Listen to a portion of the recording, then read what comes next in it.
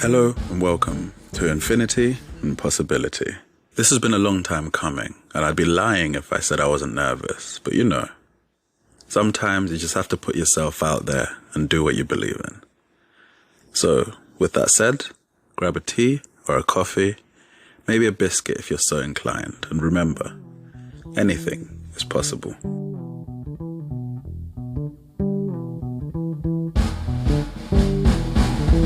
For those of you who don't know me, my name is C.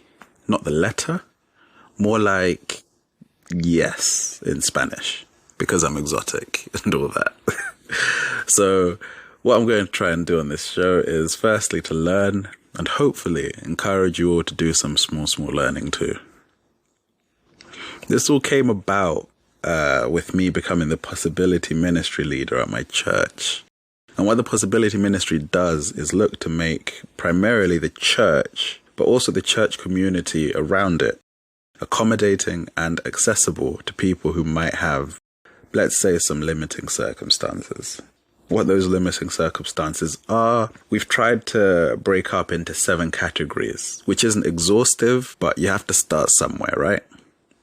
So what these 7 categories are is 1, physical disabilities, 2, mental disabilities, 3, people who are deaf or hard of hearing, 4, people who are blind or visually impaired, 5, orphans and vulnerable children, 6, widows and widowers, and lastly, but certainly not leastly, 7, caregivers. Although the catalyst was ministry, this won't be a Bible study. Yes, some episodes may have a slightly more spiritual emphasis to them. Spirituality for me has been a really big thing in my journey of acceptance, and even coming to this point where, I realize that my voice, my experience can be a potential help to somebody else. I'm quite a private person, and this is stepping quite far out of my comfort zone, opening myself up and trying to be, a beacon of hope to people, or at least I hope that's what I'll be. But the idea was just to help as many people as I possibly could. So this isn't a religious podcast by any means, and I hope everyone from every walk of life can take something from it, hopefully.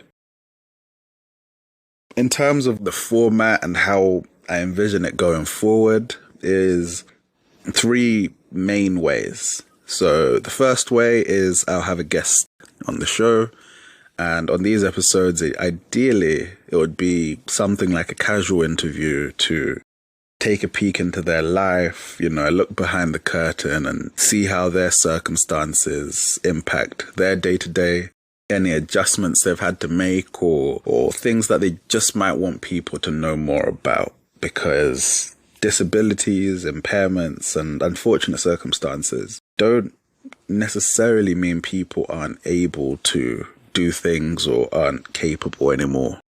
It just means they're different, and different isn't always a bad thing. I mean, if you take me for example, sure, I've got rheumatoid arthritis, but that has made me eligible for a blue badge, and now I get the best premium parking spots available. So it's all just silver linings if you look into it. Yeah, you might say there's more bad than good, but they're still good. That's what you've got to hold on to. The second format will be where I don't have a guest, and on these episodes the general idea will be to talk about a particular disability I've researched, try to shed some light on it, and maybe share some findings from communities to better understand how the people who are impacted get on, do this life thing that we all have to do, as tough as it gets sometimes, and maybe just grow our understanding a little bit. I mean, I did tell you that there'd be some learning to do. The last format will be where I neither have a guest nor I'm researching something removed from myself. These will be episodes where I talk more specifically on me and my condition and my life with it. So I mentioned it before, but I have rheumatoid arthritis, but I also have patellofemoral joint dysfunction. I've also got asthma, but that, yeah, maybe I'll talk about, maybe I'll talk about asthma as well.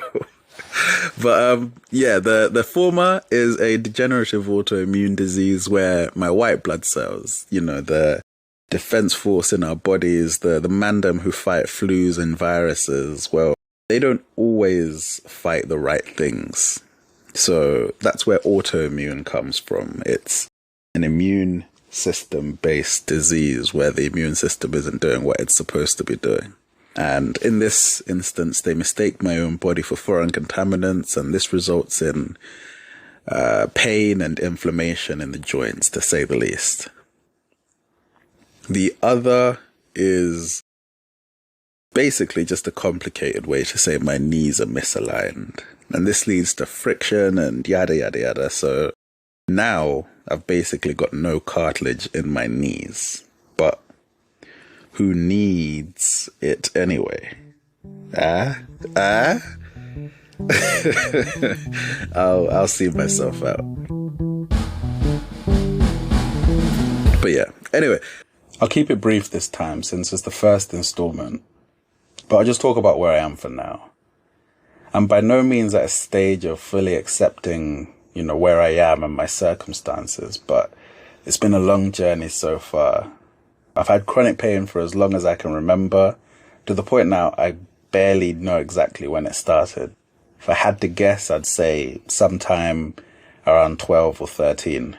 But I had my first full episode maybe a few years after that, when I was still in high school doing my A-levels, I think maybe 17. My lower back got inflamed, caused my spine to seize, and I was practically paralyzed for about a month. It was really tough, in all honesty. I couldn't wash or use the bathroom without help, and I spent day after day laying down in bed, barely able to move. But once I did start to recover, the doctor and hospital visits started. From here, it was GP to specialist, back to GP, and then being referred to one specialist or another. No one could really tell me what was wrong, and for the longest time, they were just like, oh, it's growing pains, it's growing pains. Other doctors said it was side effects of a vitamin D deficiency due to being dark-skinned in a country that's grey more often than it's not, but nothing they recommended or suggested or prescribed did anything for me. It wasn't until I was about 21 or so that the growing pains theory got properly put to bed, as men supposedly stopped growing at that point. So shout out to my short kings out there, but your boy made it. But it was this period where I was getting a lot of x-rays, MRI scans, CAT scans and stuff when I was initially diagnosed by a particular specialist. He said I had patellofemoral joint dysfunction, and it sounds really bad. It kind of is in some ways, but like I said before, it's just a misalignment of the knees. But the solution to it, knee replacement surgery at 21. Yeah, or get steroid injections in my knees to reduce the pain caused by the misalignment. And at that time, I was just happy to know I wasn't crazy. So I didn't do either of those things and just kind of left feeling a bit lighter than I went in, because I was like, finally, some progress after 6 years or so. But yeah, knee replacement surgery at 21 is crazy. Fast forward to a few years later, and we're in 2020 now, right before the plague started. I'm 23, I've just started a new job, and at this time I was having a really tough time with my pain levels. I've been in and out of Heatherwood Hospital, seeing specialists there, and talk of knee replacement and injections came up again. We decided to put the surgery talk on hold, at least for the time being, and he gave me the steroid injections into both my knees. Now, because this injection had to go into the knees from the side, not from behind or anything, the needle was huge. This had to be the biggest needle I'd ever seen, one of those comically large needles you might see in a comedy show or something. And it had to be. They have to kind of get underneath the patella and into that nook and cranny between them. The patella is just the kneecap, and inject it right into the middle of the knee. And that feeling when he injected it was awful. Like, it was just weird. Like, if you picture pouring some cream or milk into a hot drink, and you can see it swishing and swirling the hot drink before you start mixing it, that's how it felt. Like, whatever knee juice was already in my knees was just getting swished about by whatever was being injected in there. And if that nasty feeling wasn't enough, it then got infected. Seriously couldn't catch a break. But now, bear in mind, as I said, I just started a new job. I'm trying to make a good impression. I'm being asked to go to conferences and events. So there's a lot of traveling. And now I'm doing it with one infected knee in absolutely excruciating pain. Like, the pain was crazy. And I can't walk without a crutch now. Like, it was getting so bad to the point I called the doctor. Like, my voice is shaking. That's how bad the pain is. And I'm like, you're going to have to do something. And all he could tell me is like, oh, has your knee started to discolor? All right, good. It's not septic then. You'll be fine. Just wait it out.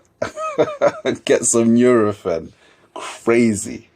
But I'm trying not to make a bad impression, and I don't want them to know that I've got underlying medical issues and start treating me differently, you know, like limiting my opportunities. So I said it was a football injury. And anyone who's ever played recreational sports knows if you get injured, the world does not stop. It doesn't wait for you. It's almost like exercise at your own peril. Like, the show must go on. Fortunately for me, and probably unfortunately for the world, March came and we all had to stay home. It was a really tough time for everyone, but I can't lie to you. This was a praise Jesus kind of moment for me. I could stay in bed. I didn't have to drive. I didn't have to walk up and down stairs. Like, I could recover while still being employed, and my employers not knowing that, like, my body's falling apart.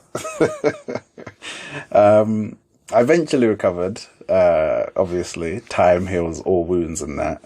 And I moved to the countryside the following year, which was honestly a mixed bag. That whole country living will be a story for another day, I suppose. But while I was here, I met a really lovely GP. Shout out to Mrs. Greenwood.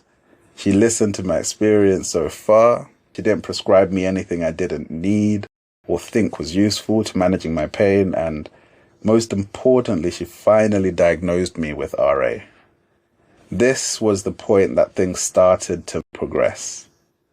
Anyone who's ever been in diagnosis limbo knows how tough it is to get help when you don't know what you need to get help with or for. And the 3 years since that diagnosis, I saw more progress than the entire decade or so before. Since being diagnosed, I could get seen by a rheumatologist. They also gave me some immunosuppressant injections. Not into my knees this time, but into my butt. And it was great. I was sleeping well, pain levels were lower, and most importantly, the injection didn't get infected. It was wonderful. But the problem with suppressing your immune system is that even though in autoimmune diseases, the immune system attacks you, which is bad, it also does what it's supposed to do in attacking other infections, which is good. Now, if you suppress that system, you won't be attacked, which is good, but neither will any virus or bacteria that's supposed to be, which is bad. So I got sick, like sick. I was hospitalized with COVID twice, I think. And I was honestly on death's door. And then, recover from that, and I got the cold from hell. Like, I would sneeze and it felt like my chest was going to explode, like in one of those really cheap horror movie-esque type ways. And don't get me started on the bruising and random cuts. There was a period where I'd get into bed every night and I'm bleeding. And I'm looking around like, where is that blood coming from? Trying to find the source. Because that injection turned my skin into paper. So On one hand, the pros were proing, but on the other hand, the cons were conning.